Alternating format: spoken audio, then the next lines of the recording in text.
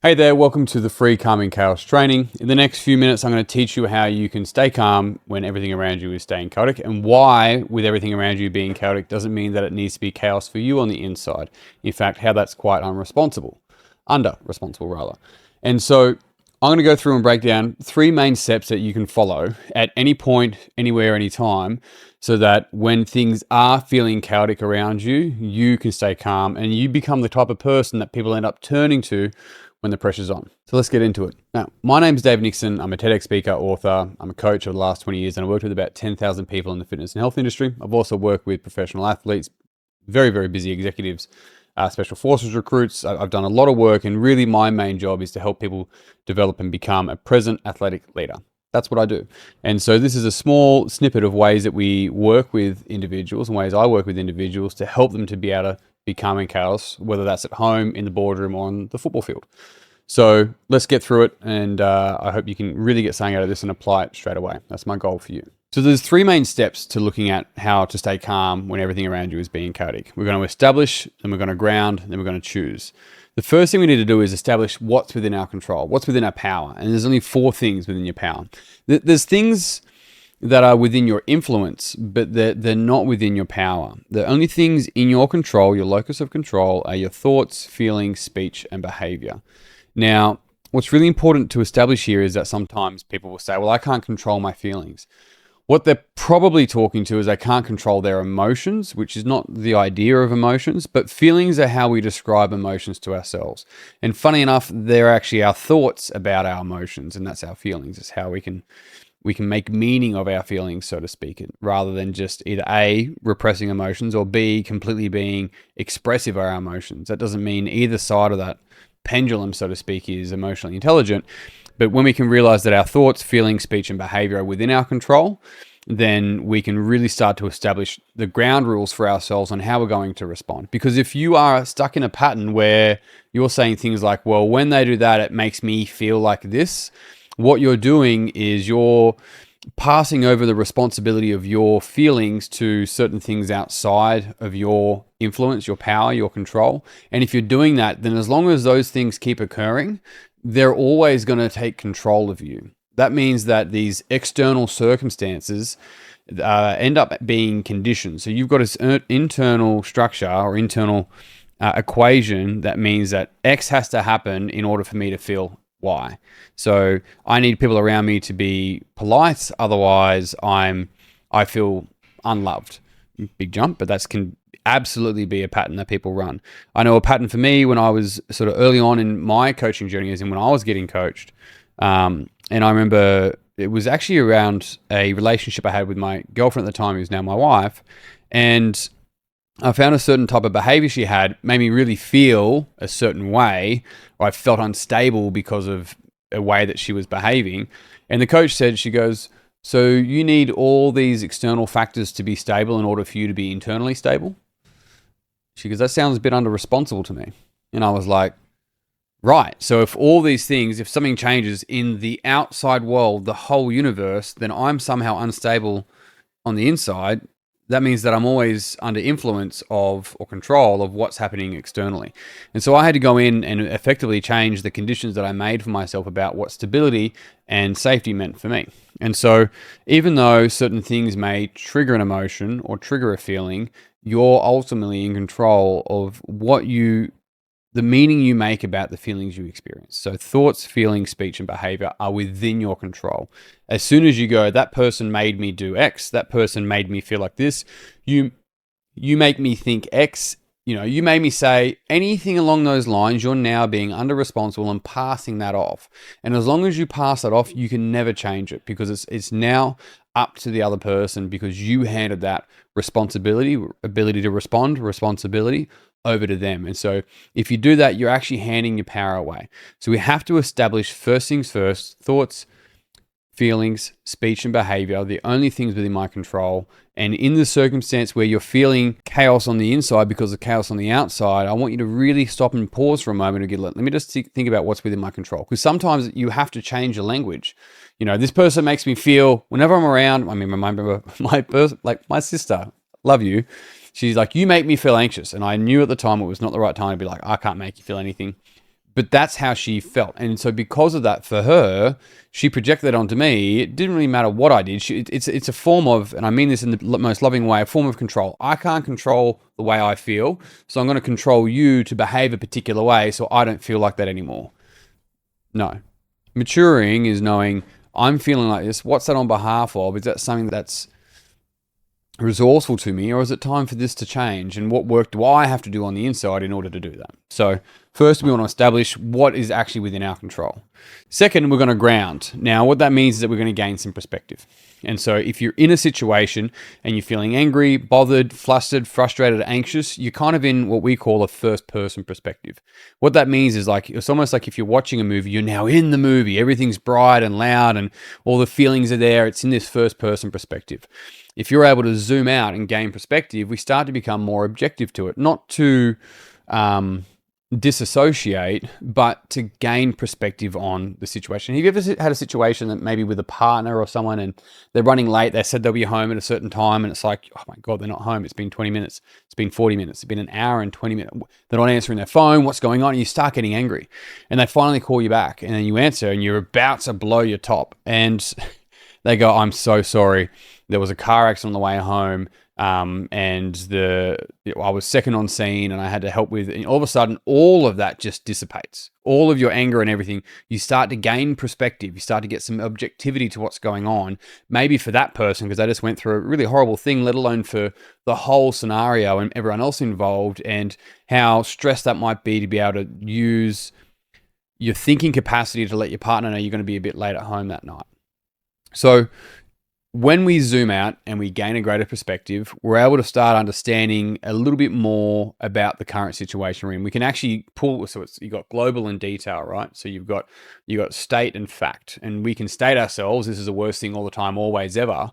And they're quite global. That's quite global language. And when we zoom out, we start to get a bit more detail and we start to get a bit more grounded. And in that, there's less emotion. Not for the sake of we don't want to experience emotion, but we don't want emotion to paint over and label our experience so much that we kind of miss some information. So that's really important. We want to zoom out, and then we want to see what meaning we have ascribed to the current situation.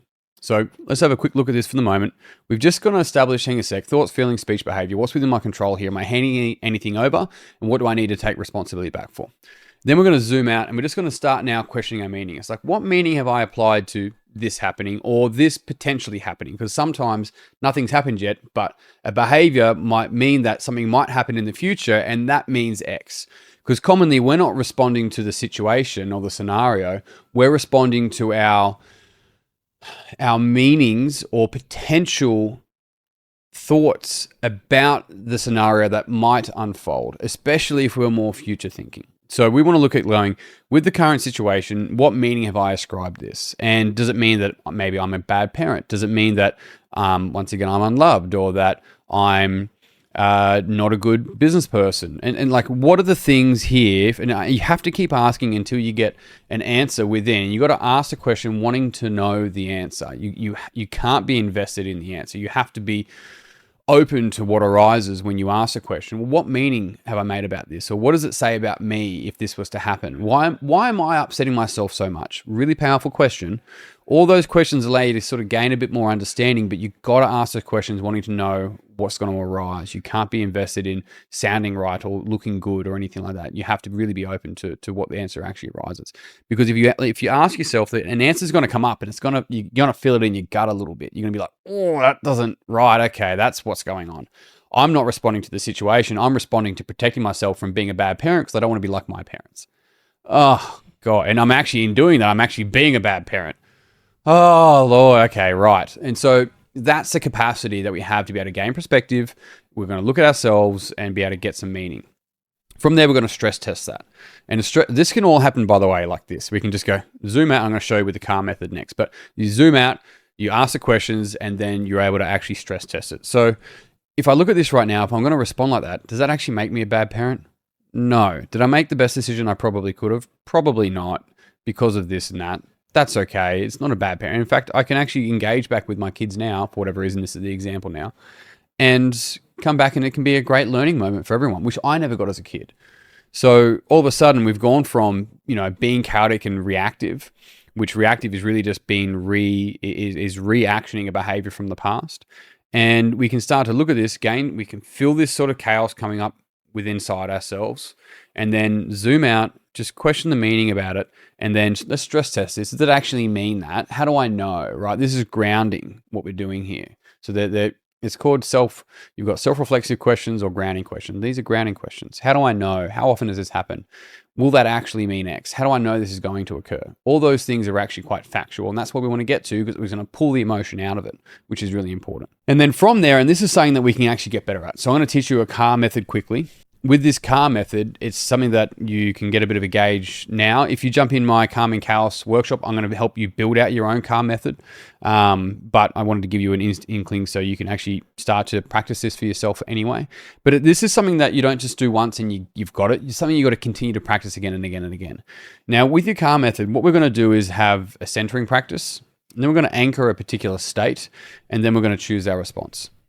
So let's have a look at this once again. We've established what's within our control. We've actually had a look at grounding, so we have some perspective, which is zoom out, just question the meaning of it, and then question the actual validity of it. We're going to stress test it. And all of a sudden, we're going to come back to the actual moment as opposed to our thoughts about the moment. That's really important. And then from there, we're going to actually choose how we're going to move forward, how we're driving. And we're going to center, anchor, and respond, and then we're good to go. Now, you get really good at this. This happens in just seconds. You can do it in sport, you can do it at home, you can do it in the boardroom. It happens in seconds, and it's phenomenal. So we go center, and the center exercise is you bringing your attention out from behind your eyes and above your eyes in your head. It's actually allowing you to bring your if you've had a locus of control, this is locus of attention. You're going to bring it down to just below your solar plexus in your sternum, where your body is, and you're going to do that by just following your breath. Your breath is always here, and when we're present, we can get out of our head. Not that the head's bad, the head's going to be crucial, but we want to lose our mind and come to our senses, which allows us to come to the present moment. And we do that by centering. Imagine you have like an orb behind your eyes, right? And that is you, and it's like bouncing around here, and then as soon as you're able to drop that down by just lowering that orb down through your voice box, through your throat, down through past your sternum, down into your stomach, into your gut, where you can trust yourself. And then you're breathing, especially a long breath out. Your long breath out is going to help lean into parasympathetic. It's going to help you, which is your kind of rest and digest, but it's also your calm state, right? It's also going to allow you to slow down your heart rate. So those are really key things for how you're going to choose to respond. So first is to center, bring your attention back to your body rather than what's rattling around in your head. After that, once you feel that, and that's a practice in and of itself, and once again, you can learn to do that in the moment. Now, what's really important here, and I spent a fair bit of time with people on building out an anchor for what we call a genius state, but in this case, it's going to be a calm state. It's going to be a present state. And so I want you to think about right now, what goes on for you in your mind, in your body, in your heart, when you're at your calmest, when you're at your clearest, when you're responding in a state of flow, whether it be with a child, whether it be in the boardroom, whether it be on the football field or a sporting field, whatever the case might be. What goes on for you in your thinking, so in your head, in your heart, so you're feeling, and then in your body, as in that's really you trusting you. So the anchoring from there, you're really going to sit in that for the moment. If you're willing to give it a practice with me right now, especially if you can, don't do it if you're driving, but close your eyes and just allow yourself to sit in that calmness and that state of just space and patience and presence. And I want you to see if you can turn that up to like an 8 out of 10. So when you get there, I want you to turn it up to 8 out of 10, see if you can turn it to a 9 out of 10. And it should just feel, use your own words, but like this vast, like timeless, really like slow, but quick at the same time, this space where you can be responsive in the moment, but things are happening quite slow. And in that space is where you're going to be calm within the chaos. And if you can create that state, I want you to actually think about an anchor. And so some people do use tapping for this. Anchor, I mean, I use this with athletes within sport about anchoring a state before performing. Most people do have an anchor anyway, and usually they call it a trigger. But an anchoring here is something that I want you to have physical control over. And in this circumstance, it's going to be something that when you're at that 8.5, that 9 out of 10, I want you to choose an anchor. It could be a click of the fingers. It could be a scratch of the neck. It could be a tapping of the thighs. It could be feet on the ground. It could be your hands together. It could be a hand on the heart. You choose what it is. It could be your ear. It has to be something within your control that you always have access to. And what you do is you get this one 8.5, 9 out of 10, and then you apply the anchor. And then you relax a little bit and you build it back up to an 8.5 or a 9 out of 10, and then you apply the anchor again. And then you relax a little bit and you build it up to an 8.5 or a 9 out of 10, and you apply the anchor again. Now, from here, this should help you actually elicit that state whenever you need it. And from this is the choice. You now choose your response. And depending on the circumstances, depends on what the response actually needs to be, whether once again that's at home or on the sporting field or in the boardroom.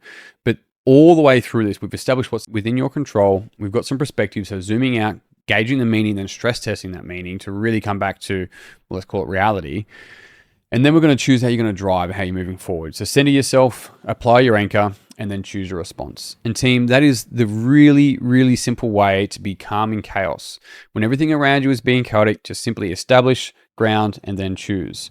If you're interested in actually going through this, not necessarily one-on-one with me, I'll do a little bit of one-on-one with you, but within a workshop, there'll be a link here somewhere you can join the workshop. It's a 90-minute workshop that I run, and I actually going to go through and it's in far more depth for you. So you've got some really, really powerful tools for you, and especially if you lead teams or lead a family that you can pass on to them as well. I hope you got something out of this. Thanks for hanging out. Big love. Peace and pizza. Hope to see you soon.